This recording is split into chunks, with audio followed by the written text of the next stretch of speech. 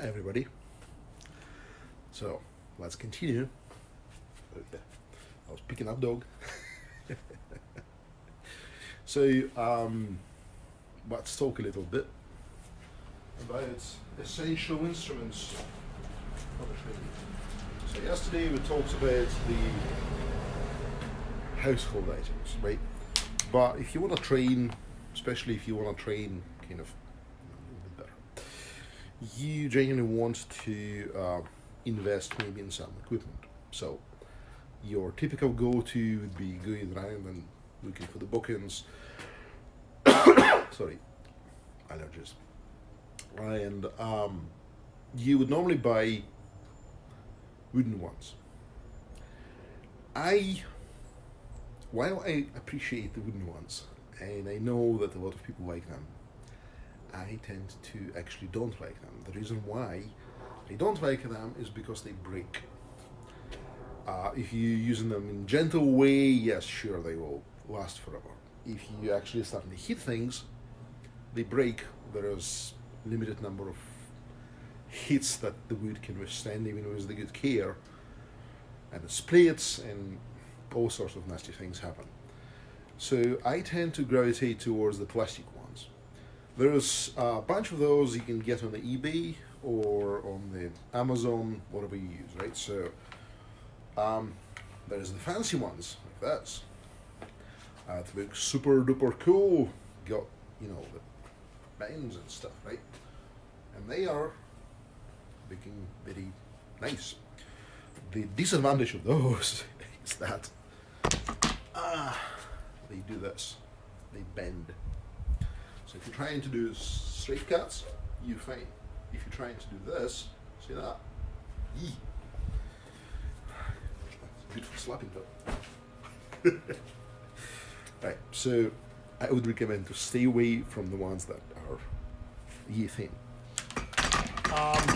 And the cheaper ones, and actually these ones are about, I'm trying to remember, $50, $40, something like that. The cheaper ones are cold steel ones, and there are two variations. Variation number one is the straight handle, no indentations there, and you notice that it's actually thicker than the previous one. It's a little bit less fancy, but you can see the difference. And the difference is they don't bend. It actually stays quite well through any kind of exercise you can do. The other ones, Lana used them, have the fancier grip. See the indentations here, right? And they are a little bit shorter. So depending on the height, so there is also another important thing. You always want to get to the comfortable height and the length and stuff, right? So if you're bigger, like me, not only this way, right, but also the height, you want the ones that go a little bit tall. And so she's small a little bit, so she's getting there. You can see the difference, actually, in the height, right? The length of the blade is different as well. And yes, war is unfair, and shorter people, smaller people, get the shorter blades, but it also helps you to not hit yourself if you're trying to exercise with the longer blade. Realistically, bigger people can use this as well, the shorter version. It just doesn't flow as well as the better adjusted length. And this is about your regular Bokken size. And you can find them, just go there and do the cold steel training or something. And they have actually different ones. They have the katanas, that is Gaze, Bokken. They also have this two-handers, they have a whole bunch of stuff, and it's actually quite well made. I used to have a few knives that I gifted to my friend. They've been made by them as well, and they are very good training knives. Anyway, and they are very simple, and These ones I had for probably 10 years now. And as you can see, I mean, it's scuffed, but it's still good. Anyway, on with the training. So, today is a little bit cold outside, and I've done a little bit of the warm-ups already, just so you don't get stiff. And I would like to talk about the blocks, because if anybody watched the video yesterday that Lana and I did, when we were goofing around with umbrellas, you noticed that she was doing some of those, right, and I was Hannah. She's keen on that. And while there is nothing wrong with those, right, there is the whole other discussion of, because in the movie, we all start, not all start, but many of us started with the sword fight washing in the movies, and we pick up moves from there, you know, in the stances, all these magnificent Conan ones and stuff. But realistically, not a whole bunch of it is actually applicable to real fencing or real sword fight, whatever you call it. Some of it, however, looks extremely good in a stage fight. So some of the blocks, or in the controlled fight, when you do the tournaments, right, you have your typical piece that goes hit, pose, hit, pose, hit, pose, and then you can rebound with the special magic movements and stanzas and stuff. But anyway, I digress. So, your regular blocks. So, assuming that you hold your sword in bokken, in any way, right? So, notice that you don't hold it like this, you don't hold it like this, you do this, somebody hit it, you can hit the head with a noticeable side. If you hold it like this, well, there is actually stands where people do hold bokken. It's actually proper stands as well. But in general, you start like this in the middle. And remember, the fist from the solar plexus or so, your leading foot out, leading arm out. If you're left-handed, that will be left here, left here. If you're right-handed, right here, right here. The other hand is always in the back. So, if you do start from here, you have your regular blocks that protect your sides from the cuts. You have your slightly angled blocks that protect you from the cuts, right? And these ones are very static ones. The only thing you want to do is to notice this. It doesn't leave the center. You never do this, and you're trying to avoid to do this. The reason why you're trying to avoid this is because it opens your front and there is not enough time to block on this section.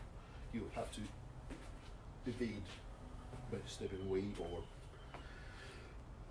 doing the side steps. So, regular blocks are going to be this way, this way. The lower cuts, the lower blocks are your actual basic cuts.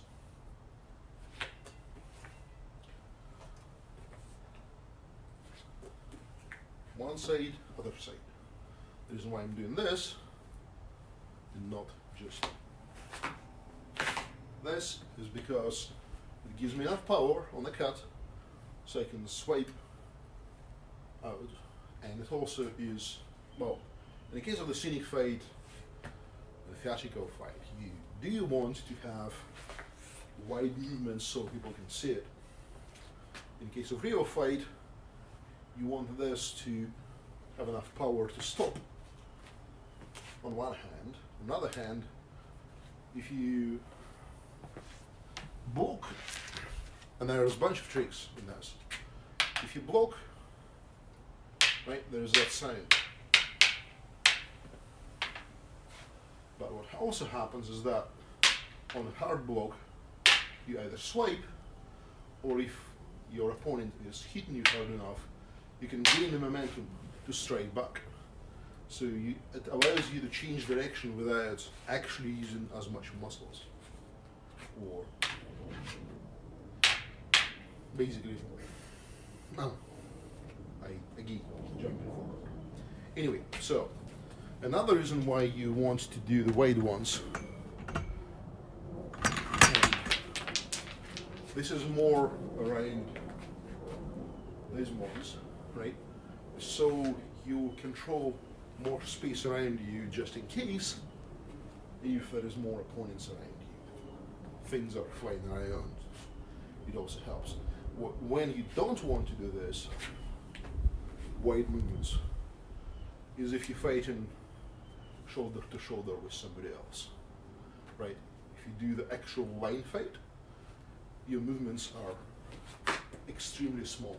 It's almost like playing hockey, if you ever played hockey, right? You just do the stick. The reason why is because you rely on people on the side of you to protect you. But we're doing one-on-one right now, so you do want the wide movements.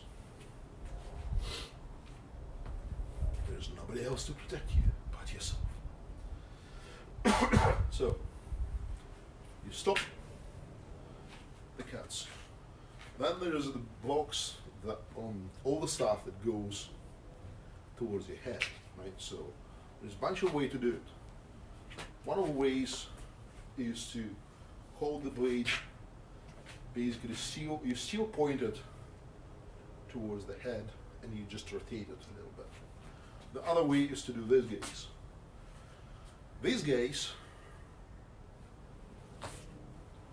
are tricky. First of all, you need to make sure that you create enough space between here, so if it's powerful enough hit, you don't get hit yourself. Right? So you have to control it for reals. The other thing is that there's angles, right? This and this. So the trick is, if you do it like this, the blade will slide. So if you start to do this, and the blade is sliding, it still hits you, so you have to be on the top. And generally, you rarely do this one except for later overpowering. You pretty much always want to do this. You're sidestepping from the line of attack, you're letting the blade to go away from you. And then you come in and do your damage. Again, be very mindful of the angles, and very rarely you actually do the horizontal one, because the horizontal one doesn't really do you much of the good, right? Because while it looks better, kind of, sort of, you know, the Conan thing, it doesn't stop anything for reals. And also there is another thing. If you're sliding away, right, remember, you're always blocking with this part, you're hitting with this part. As you're sliding away, your leverage goes like this, right? So you're relaxing your blade a little bit, you're releasing it, and you can feel it. So yeah, I gotta mention, right, the blocking parts and hitting parts. Hit with this portion most of the time. Hit with the last third of your sword, be it cut, be it slice, well, slice is done this part as well, but so,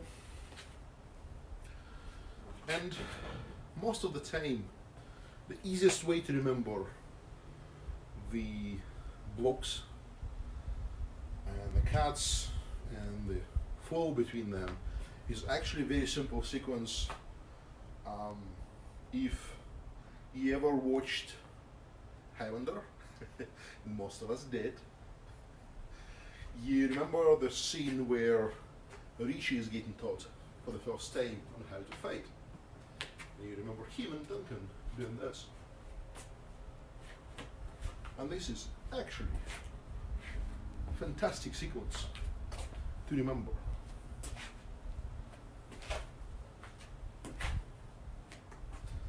Because it shows you the block, then you just angle around. You just need to work out which way you do it, right? Showing the block and the cut. And these cuts are actually very good, very powerful. The only disadvantage of learning it like this is because you're starting to remember to always hit only when you step, or always block when you step. In reality, it stops you from having doubles, triples, whatever things you like to do, right, without actually moving, or moving and fainting. So the coordination between the breathing, the fit, stepping, right, the footwork, and the blade work is important on one hand, but you never should be in a situation when you always hit only with the step. Because if you do that, if you don't have enough place to step, you're forgetting how to hit. It actually builds into your almost backbone. You start to go, okay, I need to step back. Instead of that, right? And go remember this from one fight to another, right? That when you're coming into close and you're staying there and trying to work out what to do, your opponent actually is just dancing around you and just hitting you. Another thing to remember when you're training with the cuts and the blocks, you never block flat side, right? You're trying to avoid it as much as, well, realistically sometimes it still happens, but you're trying to avoid it as much as possible. You're always trying to meet cutting edge with the cutting edge. It doesn't matter if it's two cutting edges or just one. Like in the case of katana it's one, but in the case of the European sword that I used before, the broad one, right? There are two, but you still want to meet it blade-wise, because it's not only stronger, right? It doesn't bend and stuff. So for those who kind of like the history, there were periods in, I believe, Roman cavalry when they had to actually unbend the swords. Well, I mean, they didn't have this steel ones, but they had to unbend the swords after the fight because they would go like this. So we're not going to be unbending any plastic ones, but you still want to at least simulate the right work of weight. So, long story short, so we do this, guys, right? So just remember, it doesn't actually tell you what to do. However, if you're starting to do the movements like this, always remember, the cut is on the front foot. You never want to do this. You don't want to cut yourself. Talk about it before, but still remember. I will always talk about this. Right? Because if you do this, it becomes weird. And you can hit yourself and hold dances. I mean, sometimes, yes, you still do it, but it's kind of breaking the rules when you know them versus breaking the rules when you just start. Still different. So,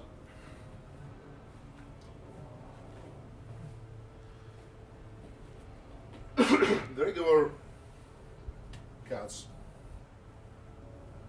we talked about, right? We face those. This we face with the facing cut. So then there is the thrusts, all this horrible stuff. Thrusts are actually the hardest to block because if executed properly, there is very little profile of the blade that you will see from the thrust. And it's also very hard to guess, right? Because we are generally, well, I'm big, so there's a bunch of places where you can hit me with a thrust, and it's easier for me to stop the cut or the slash versus trying to figure out where it goes. You know, here, here, there. So typically what you do with the thrusts is you either trying to swipe it away. Very rarely you want to do this with the thrust. If you do this with the thrust and it goes through, you get hit in the eye, in the face, all sorts of horrible things. If you do this, guess where it goes? Right in the crash. It's very painful. Or if you're too slow, then it goes straight here and nobody likes you for a while. So what you normally want to do is to either do the little bit of the profile towards that point to really reduce the place where they can thrust, right? Or you become extremely agile and good with the side stepping. Because the side stepping is actually a fantastic technique that allows you to avoid. So if you think about this as the main line of attack, right? The side stepping allows you to go away, and as the person goes through, is to come or hit them or whatever you do. Right? But this is better demonstrated whereas with the other person than just by myself, or just with the pole, but don't have any. So just remember, try to swipe it, and try to swipe it before the person goes all the way in. You want to start swiping it at about this. So unlike your regular box, where you need the power in here, you can actually do the swipes with that part. Because on the thrust, if it flies away far enough, I'm open. So now you can just say swipe it and finish. And there is the fancy ones, where you do this. Where it came from is the typical fancy gates.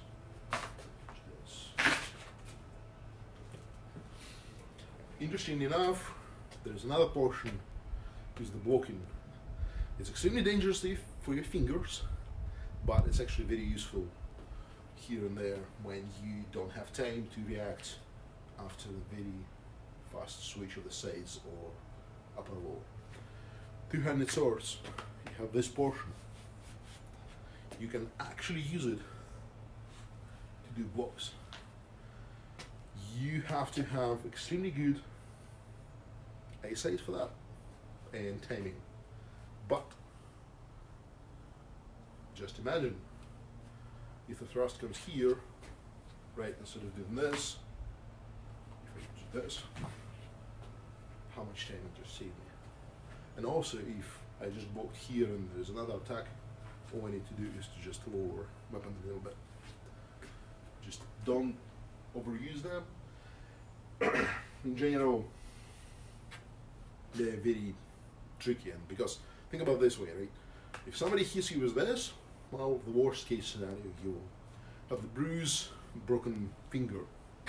If it's actual blade, you will lose the finger. I mean, luckily they now can reattach them every now and then, but so cut, cut, straight, side, side, cut,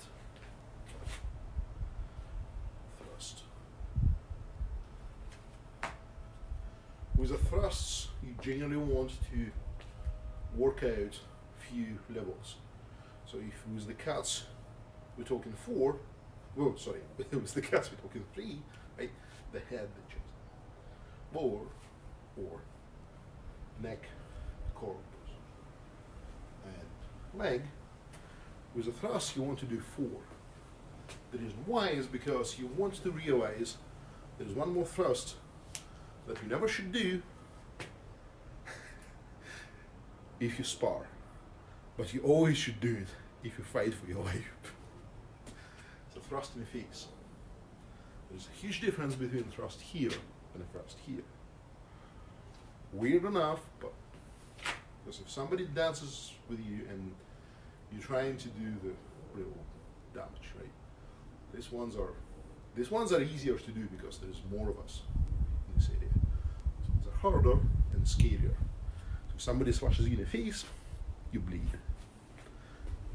Throat, you pretty much die. So be very mindful of the thrusts when you do that, especially if you're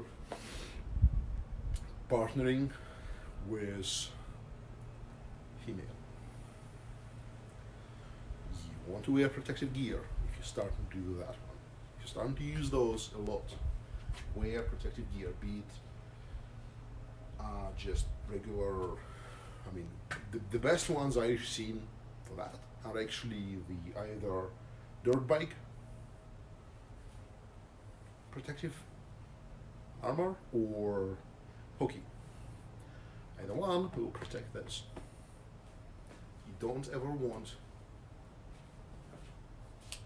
to poke, because it will be, even during the small one, you'll do enough damage to the soft tissue that will, well, that will not always, but it might result in nasty things. So just be mindful of this.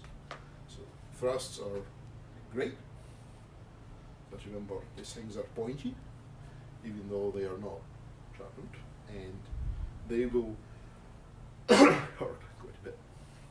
The guys can. So the cuts in that regard are, the cuts, the slices are more user friendly, so to speak. So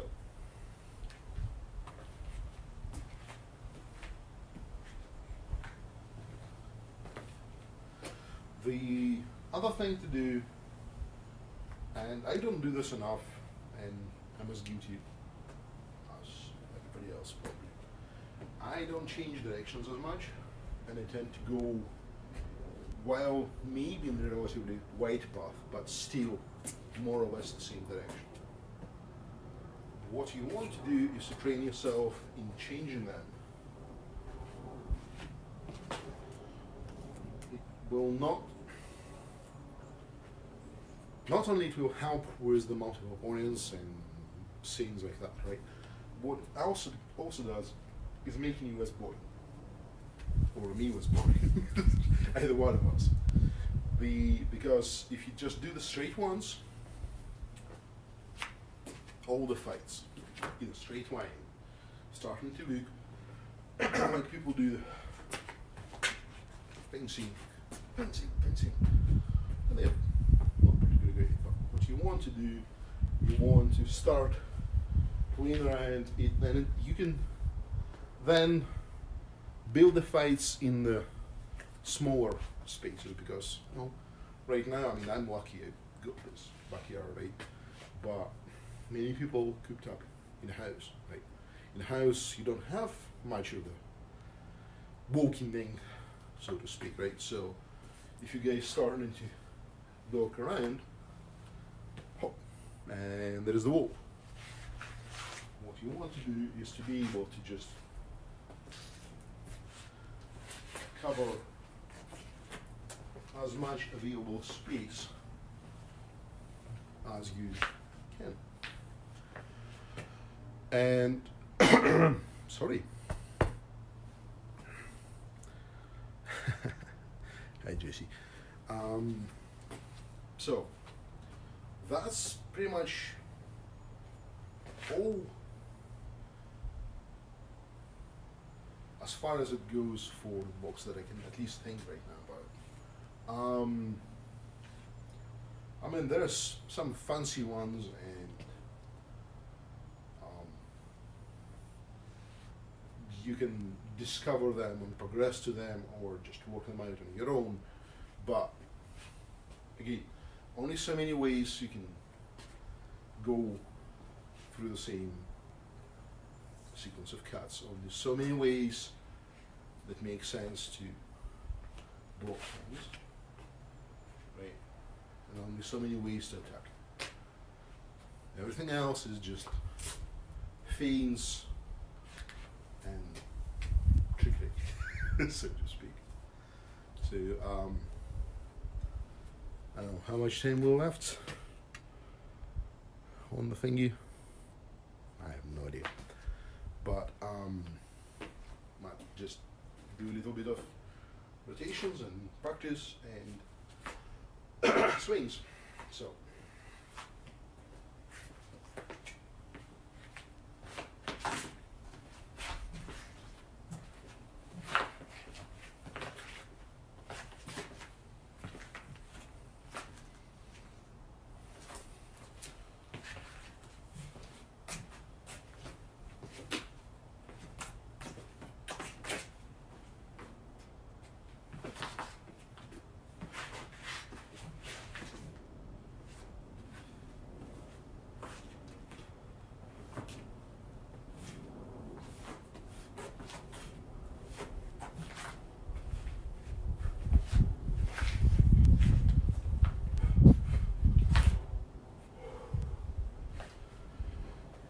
So,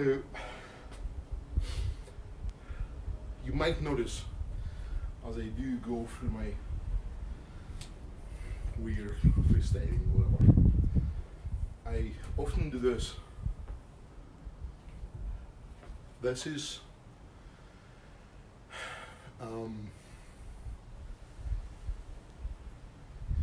it's not a great habit to have.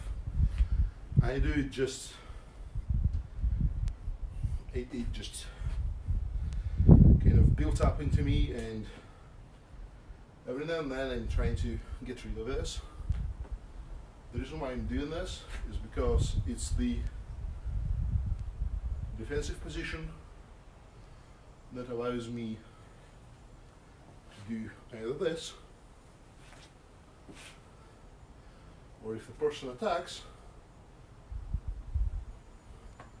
because I'm opening this shoulder, I can do this. The reason why I'm doing this is notice the angle. It's the leftover from the old tournament days when people would just go and attack straight. As the person attacks straight, if I move myself from the line of attack, they basically give me this in this area.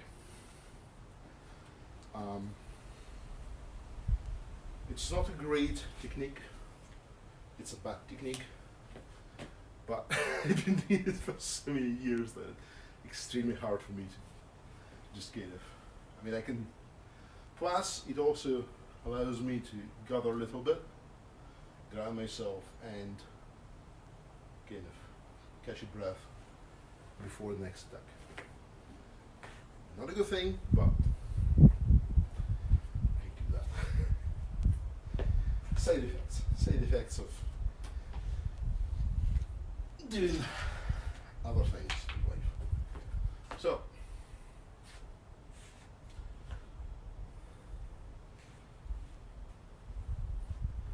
rotations. Let's warm up those guys.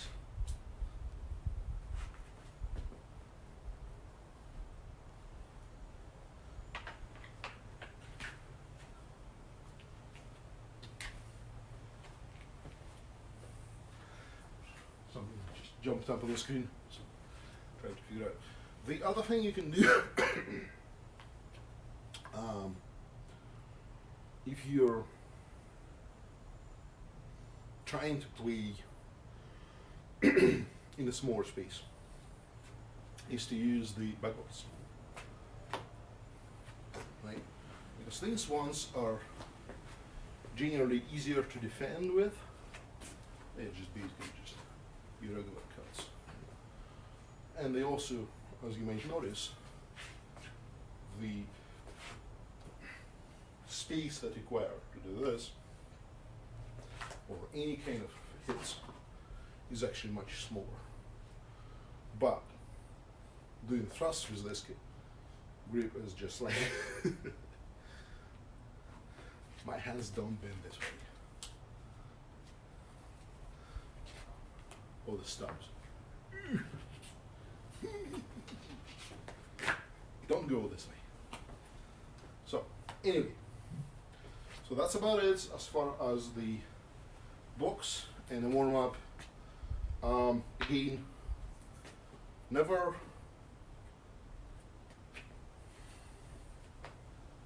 don't ever think that not having the perfect form should stop you from doing stuff. My form is certainly not perfect. I've been doing this on and off for quite some time, and picked a bunch of stuff here and there when I was a kid and when I was adult, and it was all related to when I was youth, and it was all related to very different type of weapons, and I just can adapt to a bunch of stuff. It doesn't mean that, and me making the videos, right, doesn't mean I'm thinking I'm perfect. I'm just feeling that we've all been sitting in the houses for far too long, and I'm just happy that I can walk again. I mean, I wasn't able to do that 2 weeks ago. So I'm just excited to be out and about and being able to move and want to get better shape, and they thought I would just share the joy of movement with you guys. Give me a shout if you think there's more stuff to address or something that I didn't show right, or, well, I'm sure I didn't show right, a whole bunch of stuff. But if you would like me to show something specific, right, I will try to structure sessions better on upcoming week. This was just the trial run of 4 videos, just to see if there's, well, if I'm comfortable to shoot them, if I'm comfortable talking, right, accent and speech impediments and stuff like that. And I hope you will be all staying safe and you'll enjoy it. Have fun, people. Stay healthy.